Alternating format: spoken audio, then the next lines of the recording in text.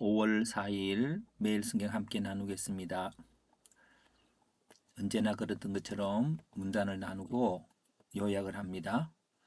이 요약은 발람은 나귀를 때렸다. 왜? 분노하여서. 왜? 어떻게 나귀를 노하면서 나귀를 때렸다. 그 왜? 여호와의 사자가 칼에 빼어 길에 선 것을 본 나귀가 몸에 담을 대고 발람의 발을 그 다음에 짓누르게 되었기 때문입니다. 이제 주어 동사 목적어를 먼저 택한 후에 그것을 하나씩 첨가하고 연결을 하면서 문장 구조로 확인합니다. 세 번을 맞은 나귀는 자기를 거역한 나귀를 손에 칼이 있었다면 죽었을 것이라고 말하는 발람에게 나는 오늘까지 당신에게 이렇게 행하지 않았다고 대답하였다. 나귀는 대답했다. 누구에게? 발람에게. 발람이 어떤 발람에게?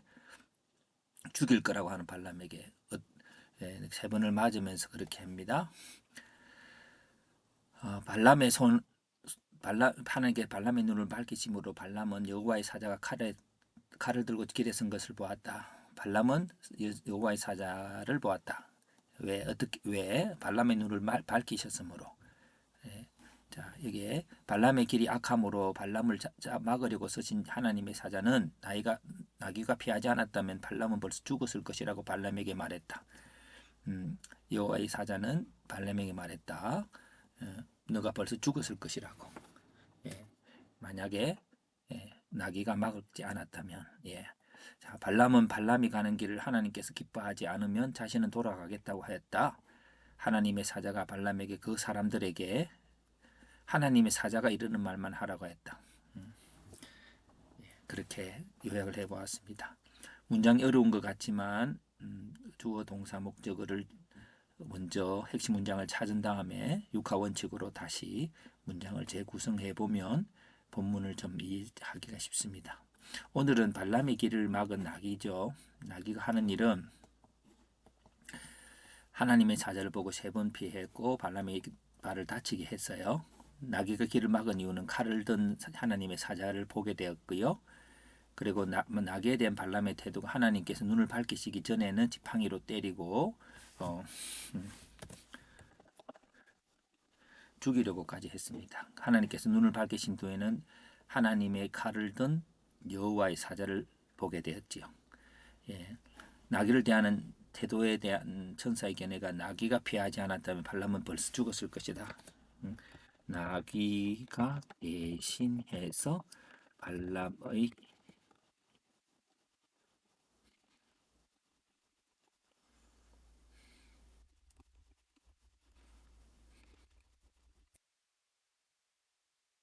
나귀가 대신해서 발람의 잘못된 길로 가는데 발람에게 맞습니다.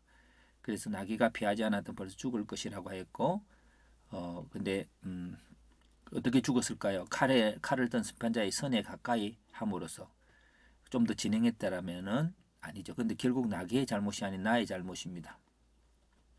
자, 이거 좀 더 살펴보면은 이게 저희들이 죽이려 했죠.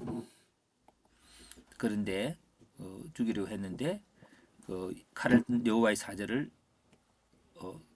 발람이 나귀가 보고 또 근데 그렇게 해서 나귀가 대신해서 맞습니다. 그리고 끝까지 나의 잘못이 아닌 나귀의 잘못이 아닌 나의 잘못으로 나귀의 행동으로 인한 발람의 변화 잘못함을 알게 되었고 하나님의 사자가 원하면 돌아가겠다고 하나님의 사자의 뜻에 연결됩니다. 자, 이 분노가 변해서 자, 연결해 볼까요? 연결합니다. 이것과 이것을 연결합니다. 자, 그러면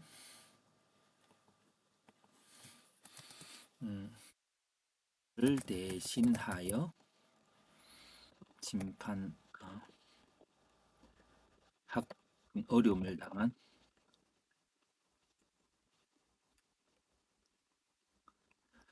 앞에서 자, 그렇게 나귀 대신에 뭐를 넣을까요? 자, 먼저 질문과 적용해서 미물이 하나님을 보게 함으로 눈먼 예언자에게 말씀을 듣게 한다.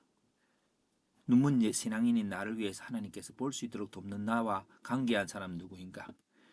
보통 이렇게 간증을 들으면 이렇게 해야 돼. 나를 대신 어려움을 당한 자가 당하는 일이 뭐냐면 어린 아이의 질병으로 한번 봅시다. 음, 당한 어, 당하는 것에 대한 태도는 하나님께 원망하죠. 왜 이런 우리라 해가 하나님의 답변은요. 나의 에, 잘못을 깨닫게 하려고 어, 하시는 하나님의 사랑의 행동이죠. 그래서 나의 변화는요.